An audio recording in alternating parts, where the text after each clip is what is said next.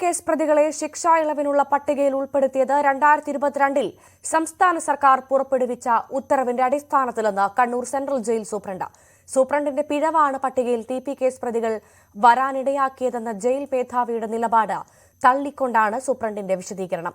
ഇതോടെ വഴിവിട്ട നീക്കത്തെ ചൊല്ലി ജയിൽ വകുപ്പിൽ തർക്കം രൂക്ഷമായി. എന്നാൽ ചട്ടവിരുദ്ധ പട്ടിക ഇനിയും റദ്ദാക്കിയില്ല. കേസ് പ്രതികൾക്ക് ശിക്ഷാ ഇളവ് നൽകില്ലെന്ന് വിശദീകരിച്ച ജയിൽ മേധാവിയും പിന്നീട് ജയിൽ ഡിഐജി ഇറക്കിയ കുറിപ്പിലുമെല്ലാം കുറ്റപ്പെടുത്തുന്നത് കണ്ണൂർ സെൻട്രൽ ജയിലിലെ സൂപ്രണ്ടിനെയാണ്. ഹൈക്കോടതി വിധി മനസ്സിലാക്കാതെ പ്രവർത്തിച്ച സൂപ്രണ്ടിന് വീഴ്ച പറ്റി. വിശദീകരണം ചോദിച്ചു. സൂപ്രണ്ട് നൽകിയ പട്ടിക തിരുത്തി കേസ് പ്രതികളെ ഒഴിവാക്കും.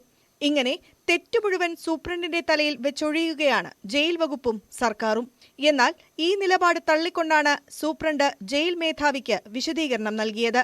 2022 നവംബറിൽ ആഭ്യന്തര വകുപ്പ് ഇറക്കിയ ഉത്തരവിൽ ശിക്ഷാ ഇളവിന് പരിഗണിക്കേണ്ടവരുടെ മാനദണ്ഡങ്ങൾ പുതുക്കി നിശ്ചയിച്ചിട്ടുണ്ട്. അതനുസരിച്ചാണ് കേസ് പ്രതികളെ ഉൾപ്പെടുത്തിയതെന്നും വിശദീകരണം. പിണറായി സർക്കാർ നിശ്ചയിച്ച മാനദണ്ഡങ്ങളാണ് കൊലപാതകികളെ ശിക്ഷാ ഇളവിനുള്ള പരിഗണനാ പട്ടികയിൽ തിരുകിക്കയറ്റിയതെന്നാണ് സൂപ്രണ്ട് പറയുന്നത്. ഇതോടെ സൂപ്രണ്ടിനെതിരെ നടപടിക്കുള്ള നീക്കവും സർക്കാർ തുടങ്ങിയിട്ടുണ്ട്. അതേസമയം കേസ് പ്രതികളെ ശിക്ഷാ ഇളവിന് പരിഗണിക്കില്ലെന്ന് പറയുമ്പോഴും അവർ ഉൾപ്പെടുന്ന പട്ടിക റദ്ദാക്കിയിട്ടില്ല. ന്യൂസ് 18 തിരുവനന്തപുരം.